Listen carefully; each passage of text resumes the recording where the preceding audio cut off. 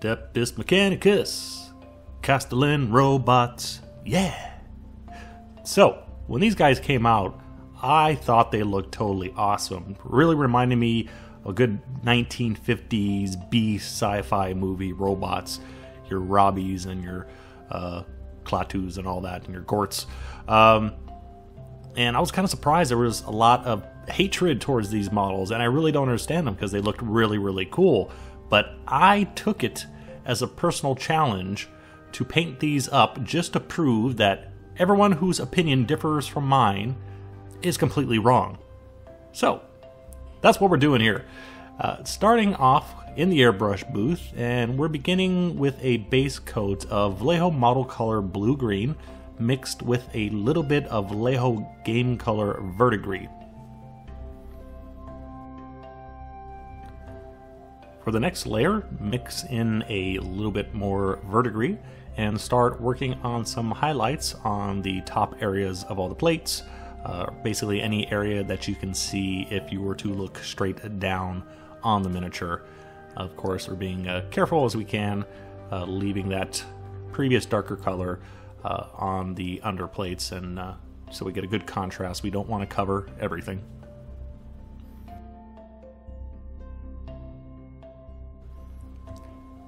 And then for the final highlight, almost pure verdigris, working very carefully just to highlight the top edges of the plates.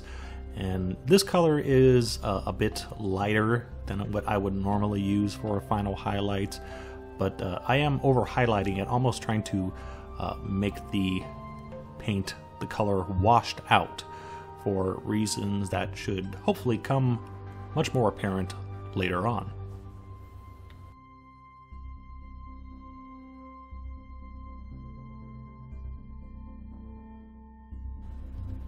Next, we apply the decals, applying them over an acrylic gloss base, so we do not get any air bubbles trapped underneath.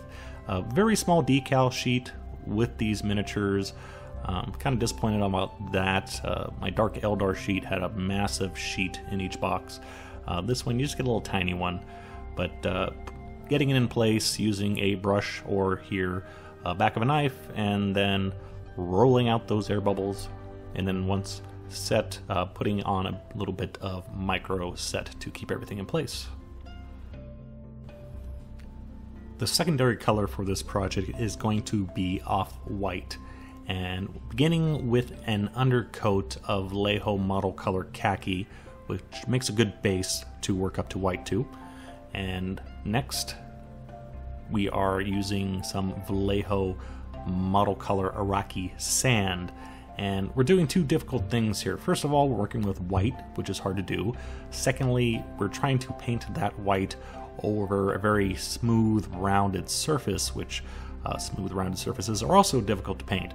So this is not being done in just one coat here. In order to get an even coverage without any brush strokes, very thin paint's being used, and we're going over this multiple times.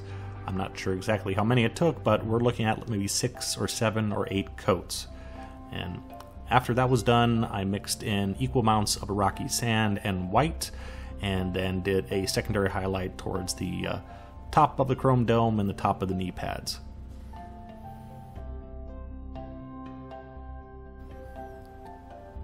Moving on to the metal bits, using a 50-50 mixture of Vallejo Model Air steel and gun gray, and putting that all over. As always, I really like using the Vallejo Model Air colors for metallics because they are made with aluminum powder. They are very fine and real easy to work with.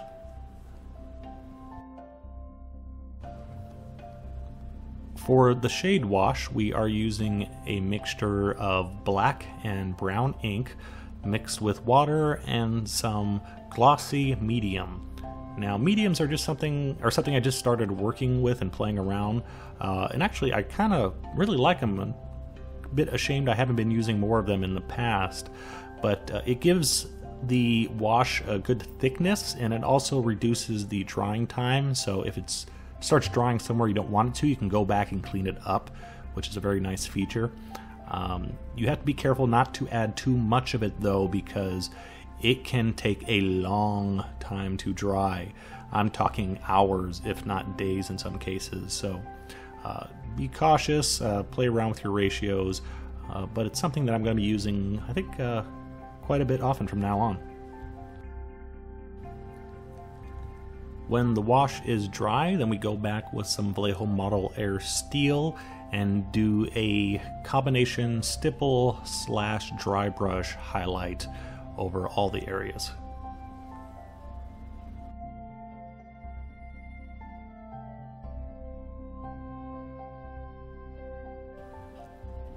And then we finish off using that same wash we used before, slightly thinner this time, but putting it all over the areas. So the idea here is we have the base coat, we have the wash, and then we have the dry brushing highlight, and we have a wash. So we actually have 4 different tones going on in this miniature. For example, the wash areas that didn't get highlighted have a double wash in the deep recesses on them, so that gives us a good contrast in those, while other areas that got dry brushed, it lightens them up, but it still keeps the metal dark and a little bit grungy, which is what I was looking for.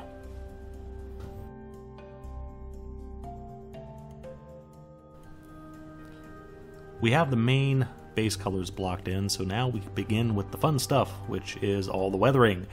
And starting off with a few paint chips, and for that I am using a Scotch-Brite type sanding pad. It just ripped off a chunk, and using a mixture, 50-50 mixture of Vallejo Game Color White and Wolf's Gray, and just going over here and there, putting a little splotches. You can't see much right now, and that's kind of the point. I don't want to make this a rust bucket. I'm just trying to show age more than damage, which I think I did go a little bit overboard on some of the weathering, but I'll let you decide.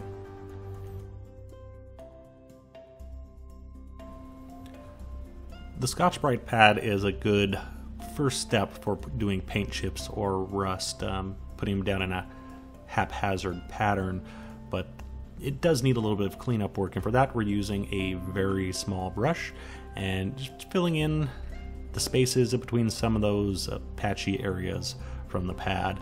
And this is one area of painting where shaking is good. I can't really describe the motion I'm trying to use here, but I'm willing my hand trying to shake in order to get a somewhat rough pattern of what I'm trying to do. Maybe think of a tattoo needle or just something, vibrating. I'm trying to think of the word here, like a ultrasonic cleaner, something like that thing, and just using that to fill in the little spaces where I think a little bit more paint chipping should be necessary.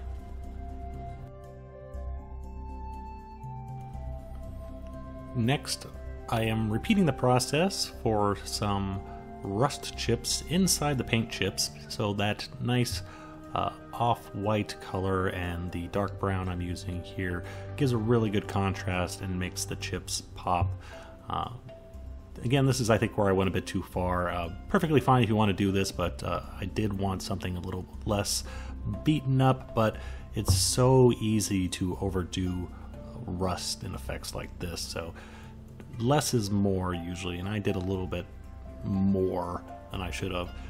For the rust, I am using a Vallejo Model Color Camo Black Brown instead of a red brown, which I would normally use for rust because I didn't want it, again, I didn't want it too rusty, so I didn't want a red color working off of the blue-green because it would look really dirty. So instead, using a dark brown instead for the rust in order to get that beaten up look without all that red that rust normally contains.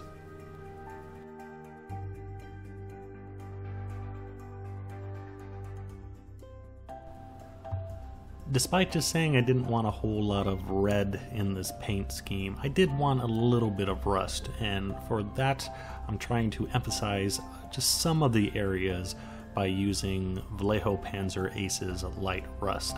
And on this step I am being very cautious with just putting it here or there, mainly the larger areas that would signify that the rust has been there longer, and so it's growing and expanding.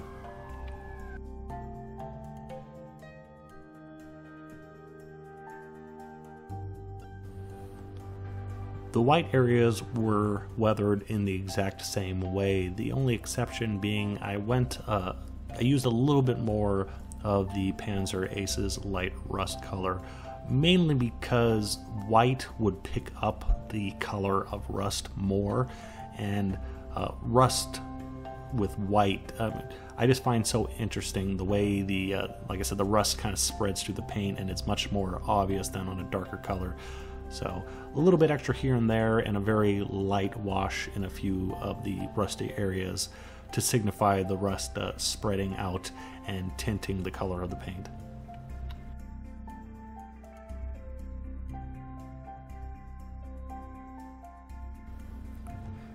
Next, I did apply a couple of filters over just a few areas in the miniature using some of the MIG filters.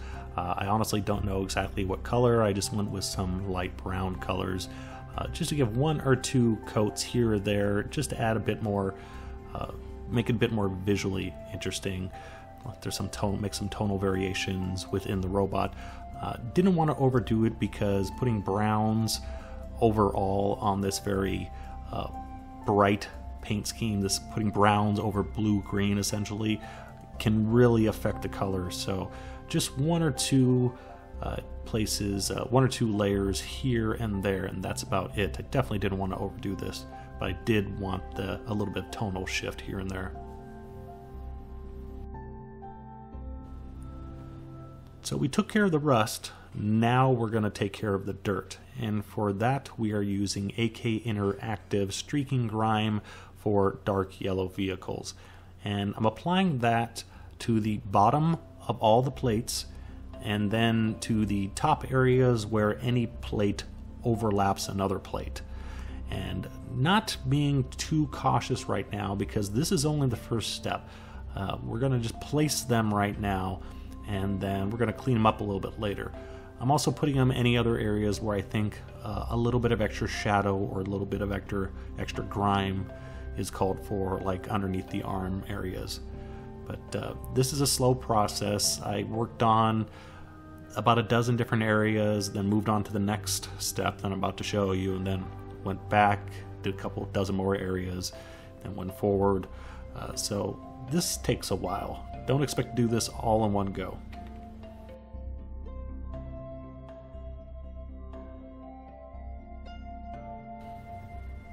After the enamel wash is dry, which takes about 15 minutes, we can start feathering it into the model.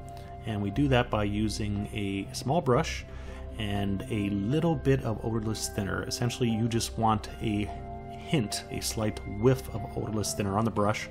So dip it in, wipe it off, vast majority, 90% of it off, and we are taking the thinner, the wash, the streaking grime, in the bottom recesses, and we're using the brush to drag them upwards and to fade them out as we work our way towards the top of the model. So by dragging it upwards and having it disappear, we're essentially creating what dirt and grime would do in reverse, and that is, as it streaks down the sides, it would start collecting on the bottom areas rather than on the tops. So this is a very slow process. It does take time. You want to constantly be cleaning off your brush, because if your brush gets too dirty with collected enamel wash, you're just going to start spreading it around and making a mess. We actually want streaks here to give the impression of rain and, well, not sweat in the case of a robot, but dirt and grime and moisture making streaks going down the ends of the model. And again, this does take quite a while. Work on small areas at a time, finish those up, and then look at the model, see what other areas need a bit of that streak effect to them, or if you took off too much, you can simply apply the streaking grime again and repeating the process. You have plenty of time to work with it here, since it is an enamel wash and it does take days to cure.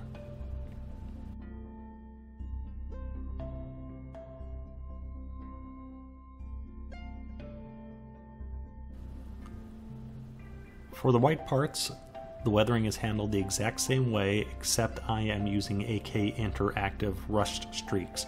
For the same reason I mentioned before, I really like that rust look on the white paint of the helmet at the knees.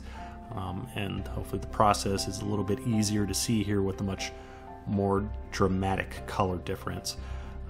Putting a thick line on the bottom and then working it towards the top of the model.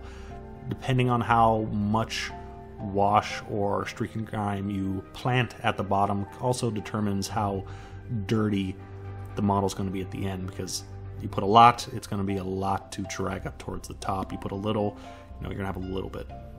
So play around with it. If you get it wrong, you can always wipe it all away and do it again.